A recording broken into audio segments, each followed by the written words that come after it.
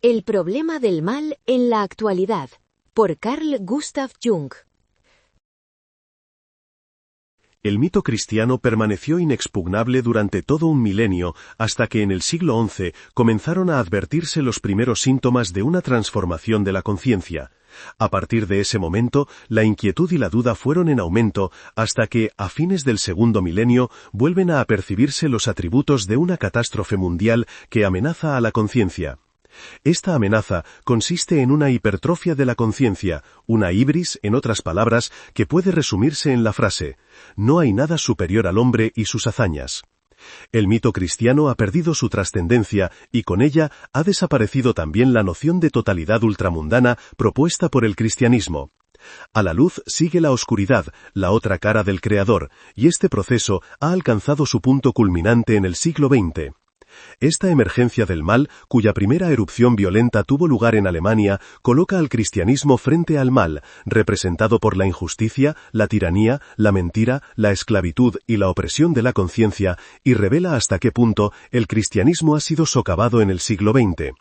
El mal ya no puede seguir justificándose con el eufemismo de la privatio boni, y se ha convertido en una realidad determinante que ya no puede eliminarse del mundo por medio de una simple paráfrasis. A partir de ahora debemos aprender a controlarlo porque va a permanecer junto a nosotros, aunque, de momento, resulte difícil concebir cómo podremos convivir con él sin experimentar sus terribles consecuencias.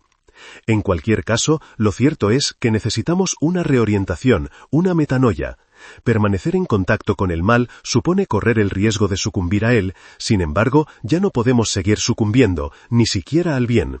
Un bien en el que caemos deja de ser un bien moral. No se trata de que se convierta en algo malo, sino de que el mismo hecho de sucumbir puede generar todo tipo de problemas.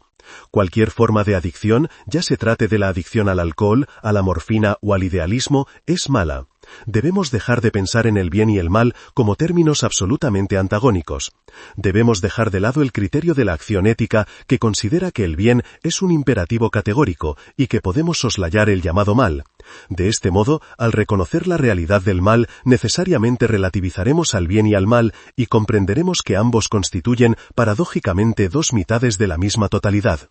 En la práctica, esto significa que el bien y el mal dejan de ser incuestionablemente evidentes y que debemos caer en cuenta de que es nuestra propia valoración la que los hace tales. Sin embargo, todo juicio humano es imperfecto y, por consiguiente, no podemos seguir creyendo ingenuamente en la infalibilidad de nuestros juicios. El problema ético solo se presenta cuando comenzamos a poner en cuestión nuestras valoraciones morales. Pero que el bien y el mal sean relativos no significa que se trate de categorías inválidas o inexistentes. Por otra parte, sin embargo, continuamente nos vemos en la obligación de tomar decisiones morales y de asumir las consecuencias psicológicas que necesariamente acompañan a nuestras decisiones. Como he señalado en otras ocasiones, todo error cometido, pensado o deseado volverá nuevamente a nuestra alma. Los contenidos de nuestros juicios dependen del lugar y del momento y, por tanto, asumen formas muy diversas. Toda valoración moral se asienta en la aparente certidumbre de un código moral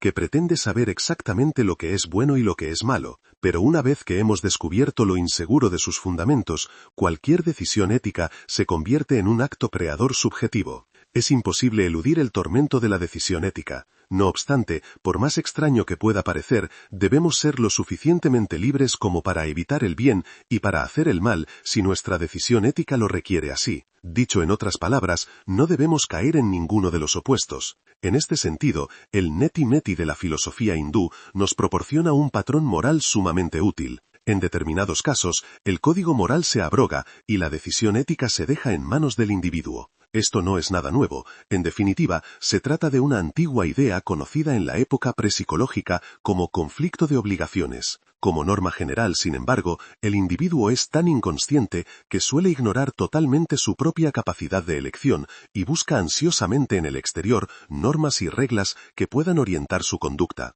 Gran parte de la responsabilidad de esta situación reside en la educación, orientada exclusivamente a repetir viejas generalizaciones, pero totalmente silenciosa respecto de los secretos de la experiencia personal.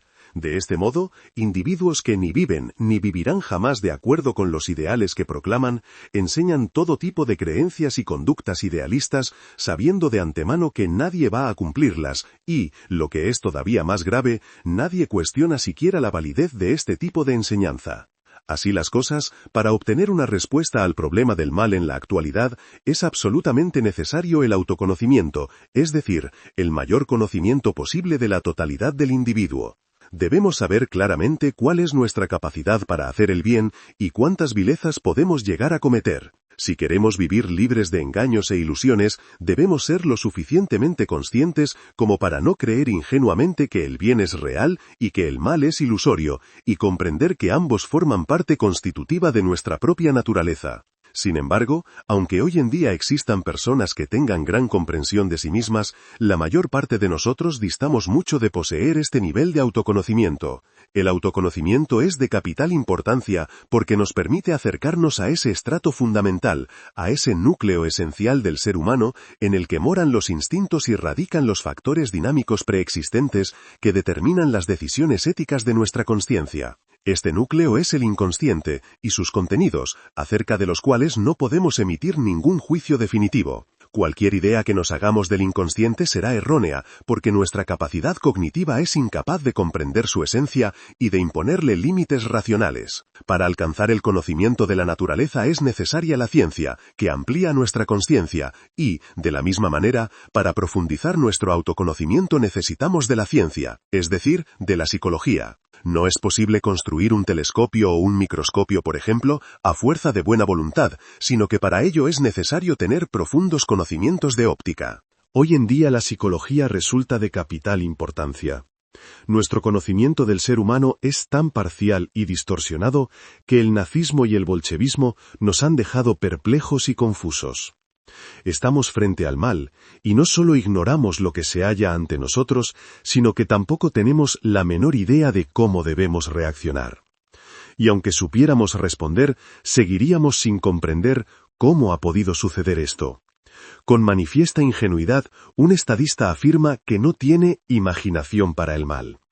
Efectivamente, no tenemos imaginación para el mal, porque es el mal el que nos tiene a nosotros. Unos quieren permanecer ignorantes, mientras que otros están identificados con el mal.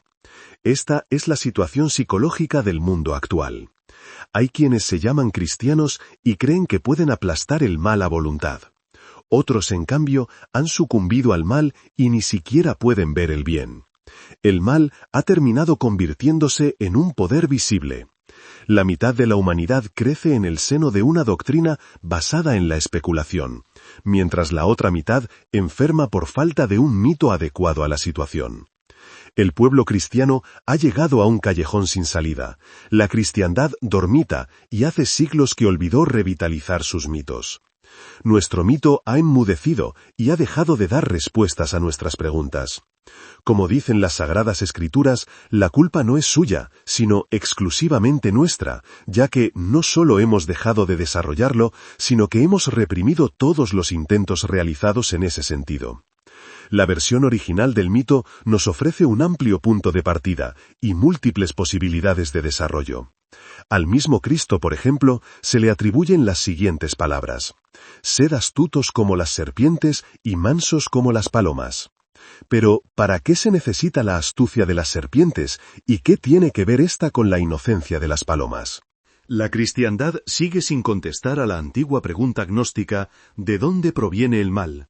Y la cauta insinuación de Orígenes de la posible redención del mal sigue siendo calificada como herética.